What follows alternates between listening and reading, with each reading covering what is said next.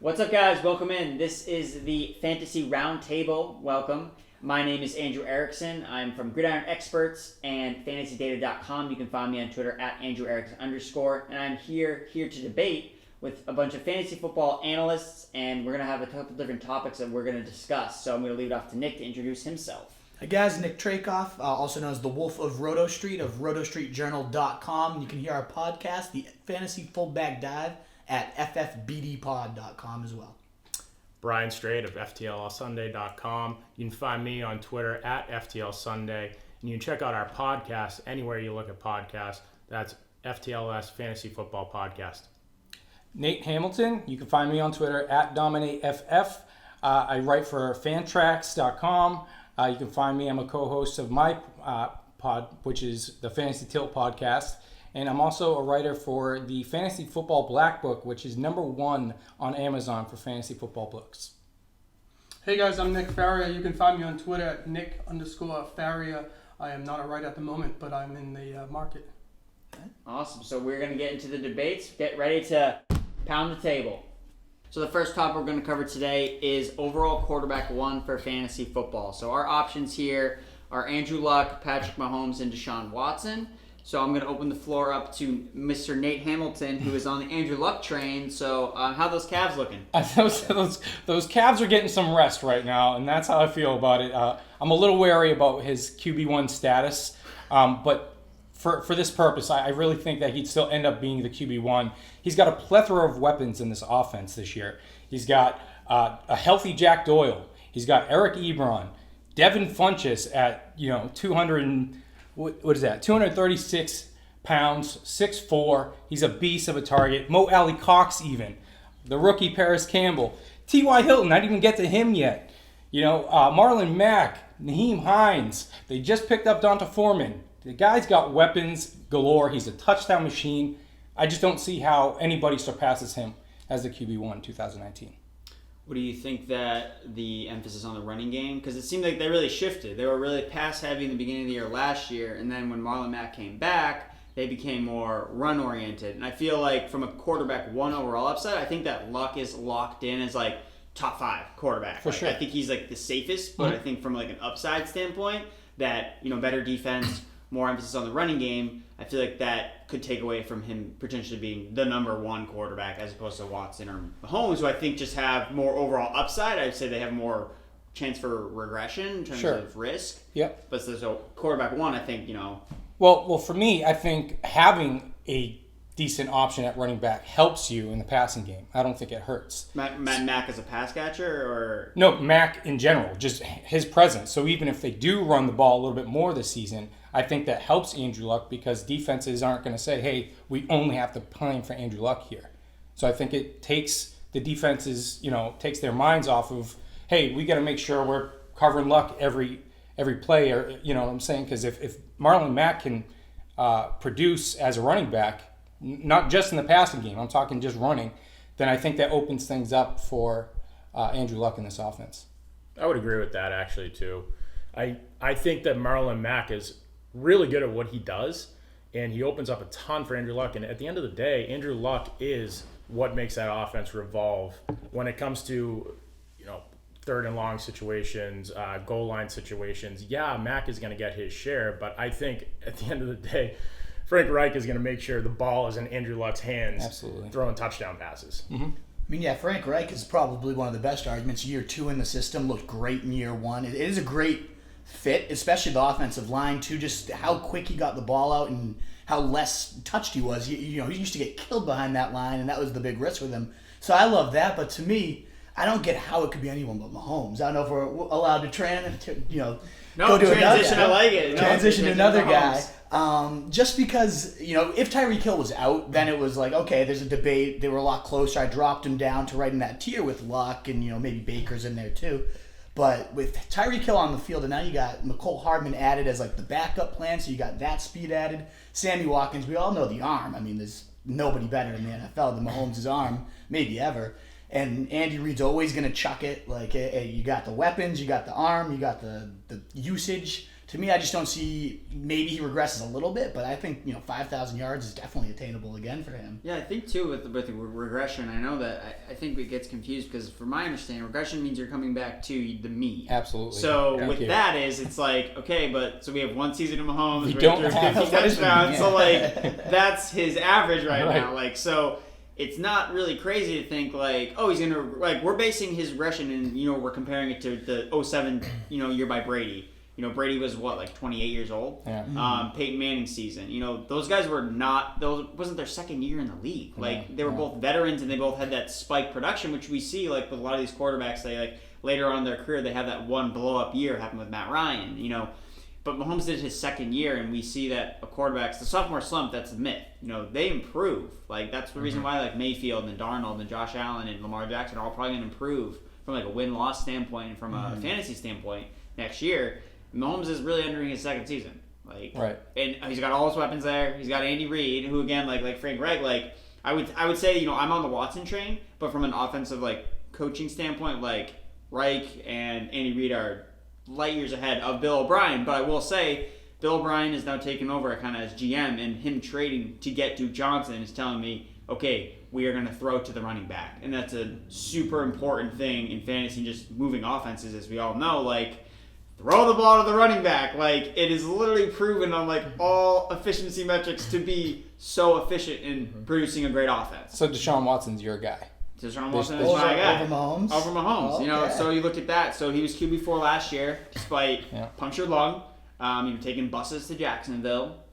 Fuller and Cootie were both injured. Cootie's injured again, but we got Duke Johnson. Cootie should be back. He should be coming back. DeAndre Hopkins, the best wide receiver in the league. He's got the best wide receiver. Yeah. And I would argue that, it's tough for me to say that I would say the Texans have better weapons than the Chiefs. I would say that they're on par. I mean, Hopkins, probably the tight end is really a big difference there. But I just see a lot of the thing with Watson is he has running upside. Yeah, so he's that ability that I would say more than Mahomes and Luck have and he led the team in red zone, or he had a ton of red zone carries last year. He did.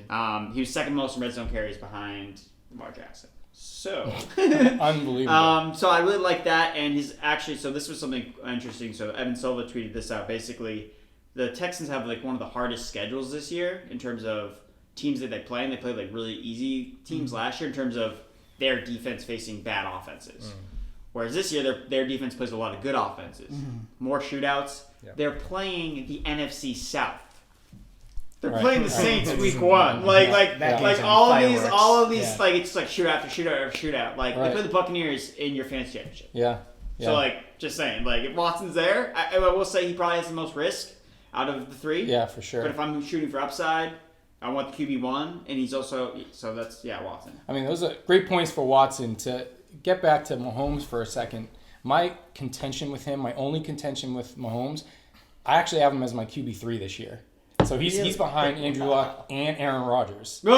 Okay? Wow. So Aaron Rodgers only threw 25 touchdown passes last year. He's definitely, we want to talk regression for a second, he's going to throw a lot more than that in 2019. Matt LaFleur is going to give the ball to Dexter Williams. That's what he wants to do. No, so my contention with Patrick Mahomes being the clear-cut, QB1 for 2019 is that everybody now has a year of film of Patrick Mahomes to study off of him. So instead of defenses in 2019 adjusting to Mahomes, it's going to be Mahomes being tested, adjusting to defenses. So I just, of course, we can't say regression, but I definitely see a possibility where he's not throwing 5,000 yards, 50 touchdowns again.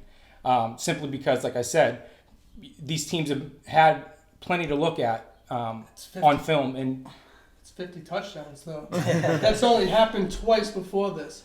Tom Brady threw it in 2007 on his 7th year as being a veteran. Peyton Manning, the second greatest quarterback of all time, threw it in 2013 when he was a 15-year veteran. Did they do it again the year after? No, but Patrick Mahomes is doing it on his second year.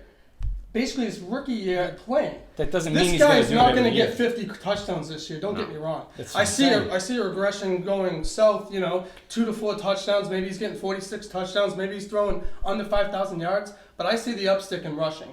I think he's going to get about 200 more yards rushing. I see him 2 to 4 more rushing TDs. And I just think he's the clear-cut QB1. I'm a big on stats guy, so 5,000 yards, 50 TDs, only 12 interceptions last year on his sophomore year. How can you go wrong? I mean, you're going against the grain on that one. I get like the film too. Like they've studied him and they'll have something to base it off of. But then still, you look at everything from the speed we already highlighted at wide receiver, Kelsey, and then whether it's Damian Williams or whoever the committee is these days, whatever's going on. Even if you have film, like how can you stop that as a defender?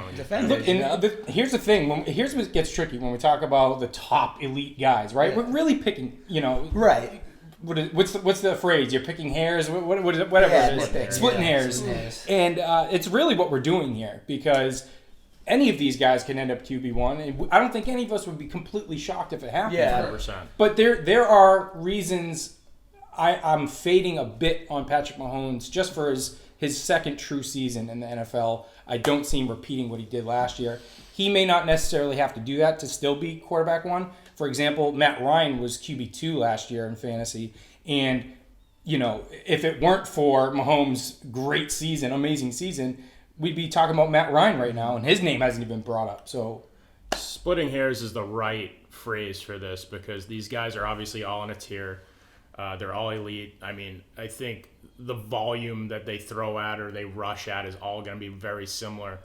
The thing is I watched Patrick Mahomes last year, and I know that talent level is something that we probably haven't seen much in the NFL. So the kind of throws he could make outside the pocket and extend plays and the speed they put on the field, the fact that not much has changed with that team. That defense is still not that great. They're going to have to throw the ball. They're going to have to score touchdowns.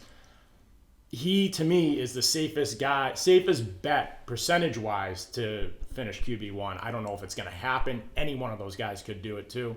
But he is my QB1 for that reason. Yeah. So you mentioned defense, and I wanted to bring that up. So the recipe for success with a QB1 is kind of like great weapons, shootouts, crappy defense. Really crappy defense. And that's another thing with Watson. Like, Houston's Texans defense is terrible. Like, I'm just thinking in my head, like, depth chart, second, they have Jonathan Joseph, who's 35, playing cornerback. So he repeatedly gets burned by T.Y. Hilton, your guy. Yeah, that's right.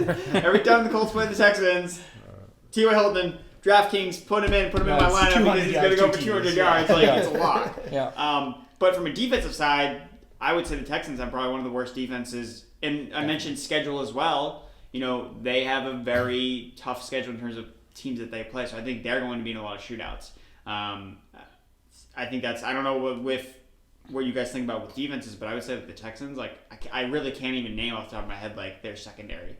They've lost so many guys. Secondary stuff. And that's why it's Watson, hey, you got to go throw it. And Watson was one of the rare guys that when his team's losing, his average yards per attempt go up. Yeah. His touchdowns go up. His efficiency goes up. And also, Lamar Miller sucks in the red zone. That's one of the big things I noticed about Lamar Miller and why he gets such a bad rep is just his red zone efficiency is really bad. Right. Which is why they give the ball to Deshaun Watson in the red zone. Yeah. That's an opportunity to do more scoring. So I think it's a really good point, though. I mean, you have those visions of, remember that Seahawks game when he was a rookie and they just went back and forth, him and Russell, and that. To me, it's splitting hairs. If I was ever going to take a plunge on a QB, though, that early, and I'm not. We're talking about this for so long, that was I'm not going to own any my of big these guys. contention to Mahomes. He's going so much earlier than everybody else. Yeah. And I know we're not talking about that. We're not talking about ADP. Right. But that just... You got to bring it up. That's something that factors in for me. And you know what I mean? None of us are going to own most savvy owners aren't probably going to take a quarterback that early anyways. Hey, it was in a draft. Someone took Mahomes 102. It's crazy. Industry? That's madness. PFF. If I was...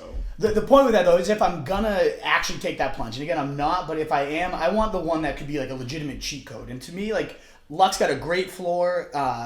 Rodgers has a great floor. But if it's going to be a cheat code season, it's going to be rookie year Deshaun Watson if he gets back to that kind of form and it looked like he was rounding into that form, or it's going to be what Mahomes was last year, and I just don't see why he's going to regress.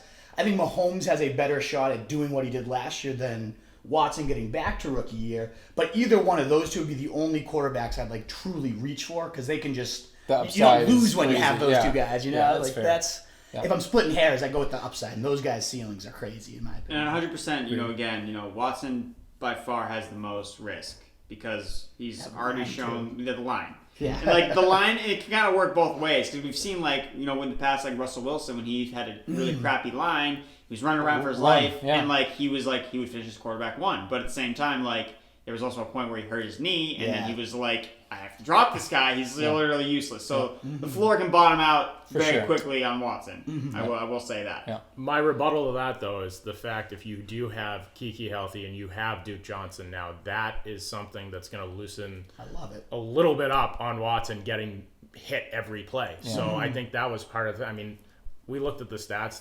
They weren't throwing the ball to the running back at all.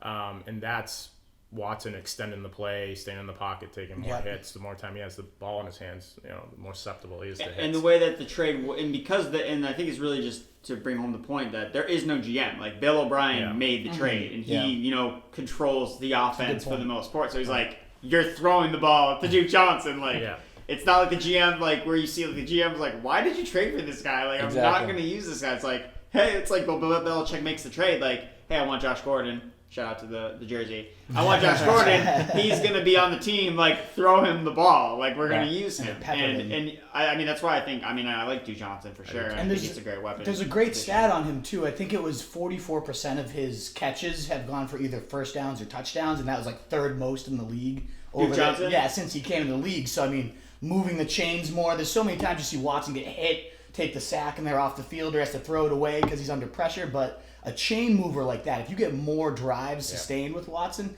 could be deadly. I'm still Mahomes, but like you're selling me a bit on Watson. It's going to be Mahomes for me a lock. But Duke Johnson, I do think his presence could be humongous there. So absolutely. And one thing to note too, you know, as we're hitting the mark here, but weapons wise, Watson's weapons are the cheapest. You can get Texans way cheaper. Chiefs, wicked expensive. Yeah. You can't. I mean, their main tight end, receiver, running back, all in the top 4 rounds. Right. Texans, you know, Kiki Coutie's ADP's plummeting. Lamar Miller's is going down. I mean, Will Fuller goes in like the 8th round. He's my favorite. And Will Fuller is like all upside. You just play him until he gets hurt, and then you're like sick. Andrew Luck's weapons, though. You can get Andrew Luck's weapons. Hilton's going to the 3rd round still. Mack is a 4th round guy. So but Hilton in the 3rd, I think, is a value.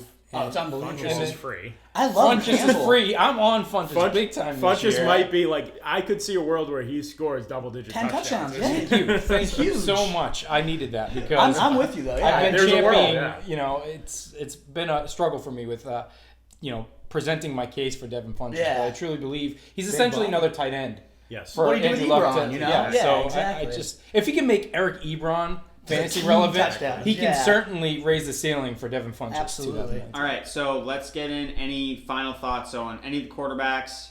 Anyone have anything that they really want to say before we go to a vote for our quarterbacks? I just think Andrew Luck, like I said, you and I were talking earlier about where on the field is the most important places to score fantasy points, and it's obviously closer to the end zone.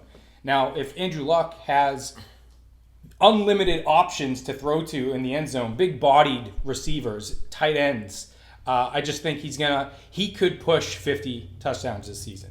So, and that would not shock me because Andrew Luck is a touchdown machine to begin with. So, for me, I just think touchdown's going to give him that upside in 2019. I agree with Campbell that. after the catch too is going to be. I mean, the weapons are great. Yeah. I think my only issue with Luck this year is that it's either going to be like QB5 or QB1 because it's going to be the throwing touchdowns. We saw last year that Indianapolis and Frank Reich were saying, we don't want you to run the ball as much anymore. So he doesn't provide that floor that you might get with a Watson or Mahomes. But like, I mean, he could throw 50 touchdowns Absolutely. easily. Yeah. I just don't see a great case for why Mahomes.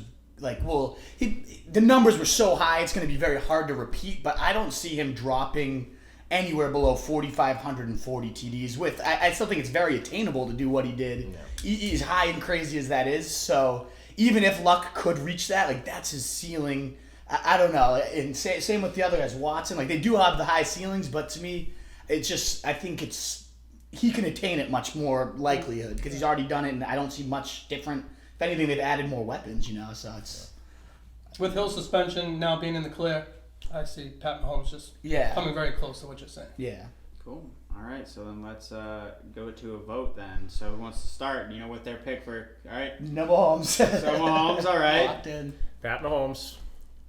Andrew Luck, but I am because of his calf right now. I'm slightly fading on it, but I'm gonna stick with him right now. Okay. Yeah. Book it, Patrick Mahomes.